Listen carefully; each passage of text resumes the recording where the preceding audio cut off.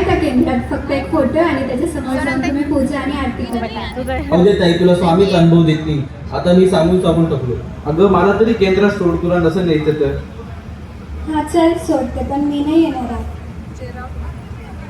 श्री स्वामी समर्थ, श्री स्वामी समर्थ, श्री स्वामी समर्थ, श्री स्वामी समर्थ, श्री स्वामी समर्थ, श्री स्वामी समर्थ. अरे यार, मी किती दमले आज, किती काम होतं मला. मी झोपून घेते आता. उठ बाळा उठ, तुला ऐकायचं होतं ना मी कोण आहे.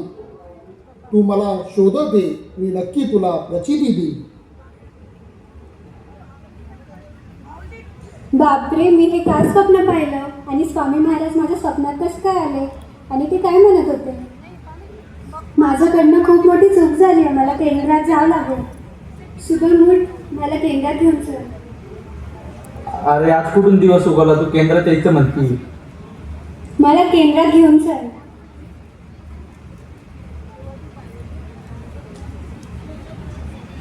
महाराज, माझ्याकडून खूप मोठी चूक झाली. मी तुम्हाला ओळखण्यात चुकले. तुम्ही कोण आहात महाराज, तुम्ही कोण आहात. रडू नको ताई, उठ. श्री स्वामी समर्थ, श्री स्वामी समर्थ. ताई तुला ओळखायचं होतं ना की महाराज कोण आहे. चल आम्ही दोघी मिळून तुला सांगतो की महाराज नेमकं कोण आहेत ते. कोण आहे महाराज? म्हणजे स्वयं ब्रह्मांड नायक. महाराज म्हणजे कर्ता करविता.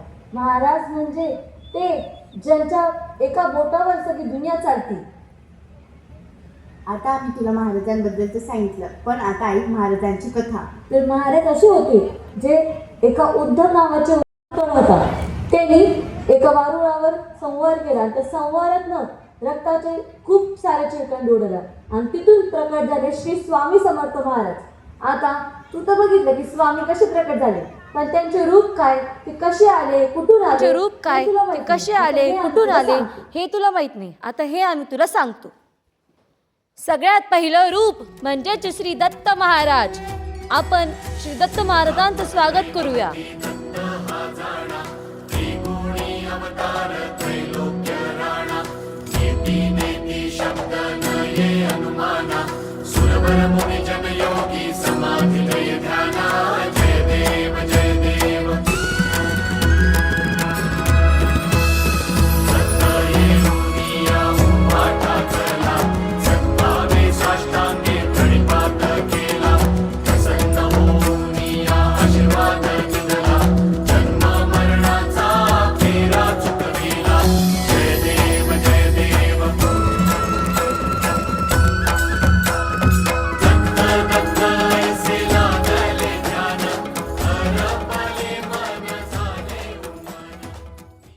श्री गुरुदेव दत्त हे ब्रह्मा विष्णू महेश या तिन्ही देवांचा अवतार जे गाणगापूर इथे प्रकटले. त्यांनी गाणगापूर या भूमीला पावन करून सर्व भक्तांचा उद्धार केला. दत्त महाराज असे एक देव आहे जे तिन्ही देवांच्या अवताराचा संगम आहे. आता आम्ही तुला दाखवतोय दत्त महाराजांचा दुसरा अवतार म्हणजेच श्रीपाद श्रीवल्लभ. सुकुमारा दत्त दया घन दयावरा पद्मकमंडलु गदाधरा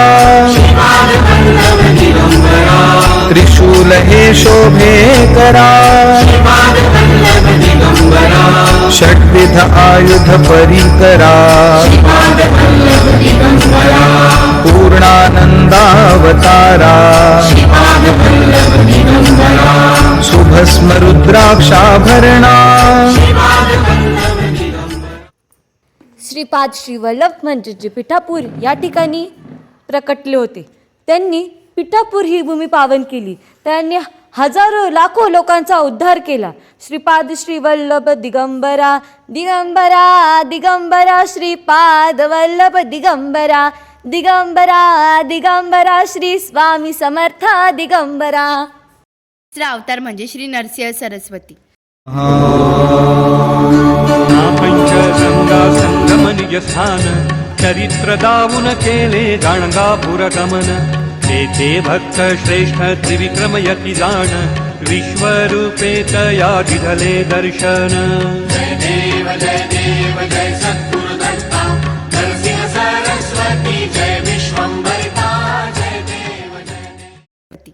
यांच्या तोंडातून फक्त ओम या स्वराचाच उच्चार होतो.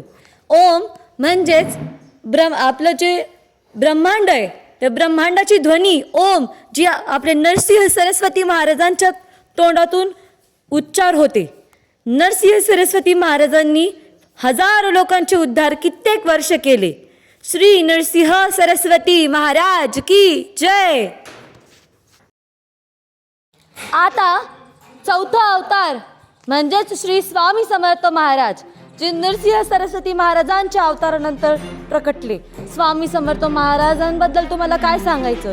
स्वामी कोण आहेत, काय आहेत हे तुम्हाला माहिती आहे. जर एका शब्दात सांगायचं झालं तर स्वामी म्हणजेच ब्रह्मांड नायक आहे, जे पूर्ण जगाचं पालक चालक सगळं आपले स्वामी समर्थ महाराज आहेत. स्वामी समर्थ महाराज एका उद्धव नावाच्या लाकूडतोडा याच्या वारुळाच्या संवारांनी प्रकटले आणि त्यांनी जन्मोजन्मपर्यंत हजारो सेवेकऱ्यांचं दुःख हरले आणि अजूनही स्वामी समर्थ महाराज हजारो सेवेकऱ्यांचे दुःख हरतात.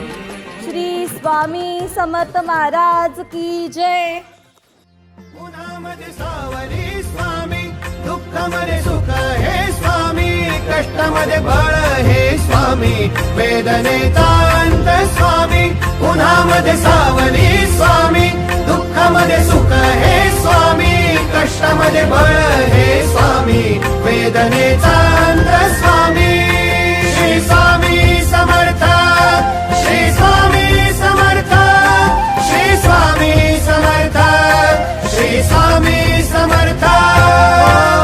अंधारात हरली वाट, पायी फुफाटान काट. अंधारात हरली वाट, पायी फुफाटान काट. स्वामी नाम घेता ओठी, सर्व दूर लख प्रकाश. स्वामी नाम घेता ओठी, सर्व दूर लख प्रकाश. व्याकुळलेल्या जीवाचा प्राण समर्थ, जीवनाचा अर्थ म्हणते श्री स्वामी समर्थ. घेऊ नको आहे पाठी माझे स्वामी समर्थ. कोण आहे मी?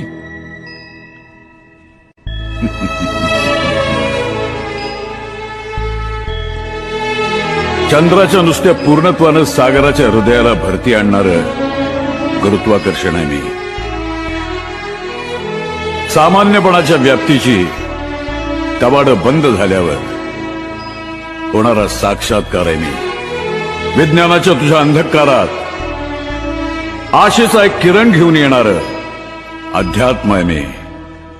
तुझं विज्ञान हे जग कसं निर्माण झाले सांगत असेल तर माझं अध्यात्म हे विश्व का निर्माण झालं हे सांग. आम्हीच होतो दत्त गुरु, आम्हीच साहो श्रीपाद श्री वल्लभ, आम्हीच होतो नृसिंह सरस्वती आणि आम्हीच आहो श्री स्वामी समर्थ. हे सगळे रूप तर मी बघितले, पण आता हा मार्ग कोण चालवत आहे? हे मार्ग परमपूज्य मोरेदादांनी पुढे नेले आहे. जेव्हा स्वामी महाराजांनी समाधी घेतली तेव्हा स्वामी महाराज फक्त एकच गोष्ट म्हणायचे, मोर पाखरा मोर पाखरा. दक्षिण दिशेकडे एक मोर पाखरा आहे. मोर पाखराच म्हणजेच परमपूज्य मोरेदादा. सगळ्या सेवेकरांनी त्यांना विचारलं, महाराज आता तर तुम्ही समाधी घेताय, पण आमचे दुःख कोण हरणार, आम्हाला मार्गदर्शन कोण करेल?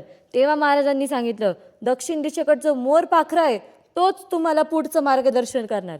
आणि तो मोर पाखर म्हणजे परमपूज्य मोरेदादा. आणि परमपूज्य मोरेदादांनंतर कोण? पूज्य मोरेदादांनंतर हा मार्ग ज्यांनी पुढे नेला ते म्हणजे आपले परमपूज्य गुरुमाऊली. गुरुमाऊलींनी विविध प्रकारचे विभाग काढले. यापैकी काही विभाग गर्भसंस्कार, युवा संस्कार, बाल संस्कार, विवाह संस्कार असे विविध प्रकारचे 18 विभाग परमपूज्य गुरुमाऊलींनी काढले आणि अजूनही ते सर्व लोकांसाठी कार्य करत आहेत, ज्यात त्यांनी जनकल्याण योजना काढली आहे. जनकल्याण योजना म्हणजे ज्यात जनाचं कल्याण असेल. ह्या योजनेत जे काही रुग्ण असतील त्यांचे सर्वांचे उपचार मोफत, त्यांची ट्रीटमेंट मोफत ही आपले मोरेदादा चॅरिटेबल हॉस्पिटलमध्ये होणार आहे. एवढं कोणासाठी करत नाही जेवढं परमपूज्य गुरुमाऊलींनी आपल्या सगळ्या सेवेकरांसाठी केलं आहे. श्री स्वामी समर्थ. मला माफ करा महाराज, मी तुम्हाला ओळखण्यात खूप मोठी चूक केली. मला आज कळालं तुम्ही कोण आहात. ताई उठ, रडू नको. आता तुला कळालं ना महाराज कोण आहे. आता तर केंद्रात येत जा आणि महाराज खूप मोठ्या मनाचे आहे, तुला कधीच दुरावणार नाही.